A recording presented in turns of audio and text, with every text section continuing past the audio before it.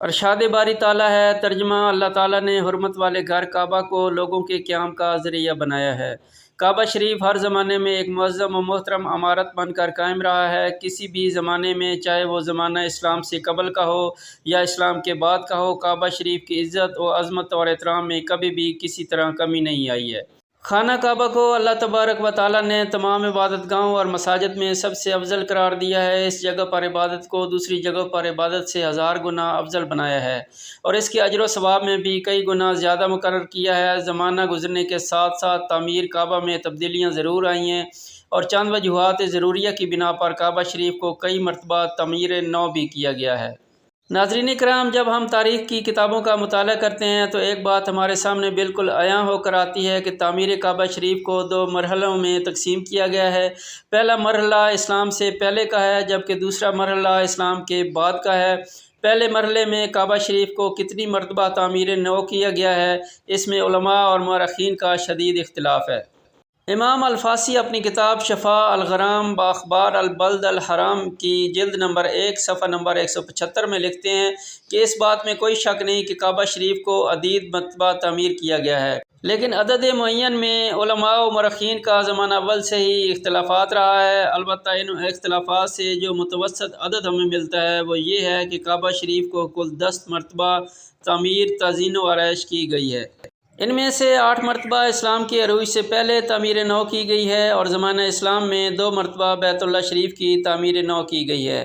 تعمیر کعبہ شریف کا سلسلہ کچھ اس طرح ہے کہ پہلی مرتبہ ملائکہ علیہم الصلاۃ والسلام نے کعبہ شریف کو تعمیر کیا، دوسری مرتبہ ان کے بعد حضرت آدم علیہ السلام نے تعمیر کیا، تیسری مرتبہ ان کے بعد ان کی اولاد نے کعبہ شریف کی تعمیر نو کی، چوتھی مرتبہ خلیل اللہ ابراہیم علیہ السلام نے کعبہ شریف کی تعمیر نو کی، پانچویں مرتبہ قبیلہ عمالقہ نے تعمیر نو کی، چھٹی مرتبہ قبیلہ جرہم نے تعمیر نو کی، ساتویں مرتبہ قریش نے تعمیر نو کی، آٹھویں مرتبہ عبداللہ بن زبیر بن عوام رضی اللہ تعالیٰ عنہ نے تعمیر نو کی، نویں مرتبہ حجاج بن یوسف ثقفی اور 10ویں مرتبہ سلطان مراد خان نے کعبہ شریف کی تعمیر نو کی۔ امام علی بن عبد القادر طبری کا قول الارج المسکی فی التاریخ المکی میں منقول ہے، فرماتے ہیں کہ کعبہ شریف کو کل 10 مرتبہ تعمیر نو کیا گیا ہے۔ انہوں نے اولاد آدم کو والد کے ساتھ ہی شمار کیا ہے اور آخر میں عثمانی خلافت کے سلطان مراد خان کو گنتے ہیں کہ انہوں نے بھی کعبہ شریف کی تعمیر نو کی ہے۔ قول راجح کے مطابق کعبہ شریف کو اسلام سے قبل کل 4 مرتبہ تعمیر کیا گیا ہے۔ اول حضرت ابراہیم علیہ السلام نے تعمیر فرمایا اور اس کا ذکر ہمیں قرآن و حدیث میں بھی ملتا ہے کہ حضرت آدم علیہ السلام نے خدا تبارک و تعالیٰ کے حکم سے کعبہ شریف کی تعمیر کی۔ حضرت ابراہیم علیہ السلام نے جب کعبہ کو تعمیر کیا تھا تو انہوں نے کعبہ کو 9 گز 4.5 میٹر اونچا رکھا۔ مشرق کی جانب سے بیت اللہ کی لمبائی کو 32 گز یعنی 16 میٹر رکھا، مغرب کی جانب سے 31 گز یعنی 15.5 میٹر، شمال کی جانب سے 20 گز یعنی 10 میٹر اور جنوب کی جانب سے 32 گز یعنی 11 میٹر کی لمبائی رکھی گئی۔ انہوں نے تعمیر کعبہ کے وقت کعبہ کے اوپر چھت نہیں بنائی بلکہ 2 دروازے بنا دیے جو کہ زمین سے بالکل متصل تھے۔ امام علی بن ابی طالب رضی اللہ تعالیٰ عنہ فرماتے ہیں کہ حضرت ابراہیم علیہ السلام کے تعمیر کعبہ کے بہت زمانے بعد کعبہ معظمہ کی دیوار کمزور پڑ گئی تھی تو بنو عمالقہ نے کعبہ کی تعمیر نو کی، پھر ان کے بعد بنو جرہم نے تعمیر نو کی، پھر جب کعبہ کی عمارت میں کمزوریاں اور خرابیاں لاحق ہوئیں تو اس کے بعد قریش نے تعمیر نو کی۔ اہل قریش نے تعمیر کعبہ کے وقت کچھ تبدیلیاں بھی لائی ہیں، جیسا کہ انہوں نے کعبہ کی اونچائی کو 9 گز 4.5 میٹر سے 18 گز یعنی کل 9 میٹر تک بڑھایا اور ساتھ ہی کعبہ کے اوپر چھت بھی بڑھا دیا۔ باب غربی کو بند کر دیا گیا جبکہ باب شرقی کی اونچائی بھی کچھ زیادہ بڑھا دی گئی، اور سب سے اہم بات یہ ہے کہ قریش کا کعبہ کی اس تعمیر نو میں ہمارے پیارے آقا نبی کریم صلی اللہ علیہ وآلہ وسلم بھی شامل تھے۔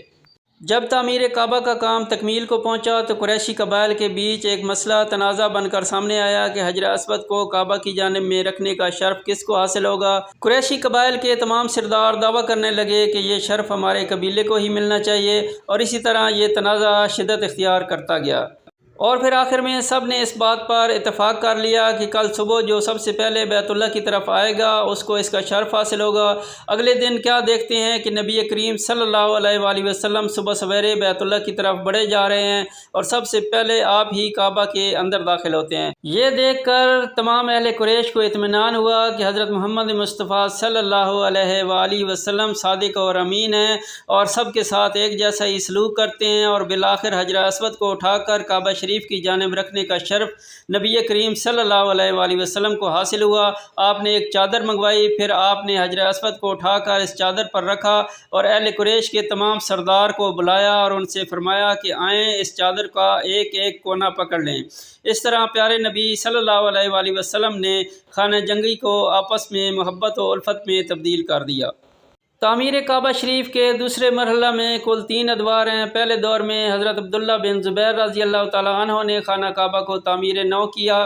دوسرے دور میں خانہ کعبہ کی تعمیر نو سن 74 ہجری حجاج بن یوسف نے کی، تعمیر کو دہرایا اور نئے انداز میں خانہ کعبہ کی تعمیر کی۔ تیسرے دور میں خانہ کعبہ کی تعمیر نو سلطان مراد خان نے کی اور دور حاضر تک وہی تعمیر شدہ کعبہ شریف باقی ہے۔ اس طرح کی مزید ویڈیو دیکھنے کے لیے آپ ہمارا چینل سبسکرائب کریں اور بیل آئیکن پریس کریں۔ Thanks for watching. اللہ حافظ۔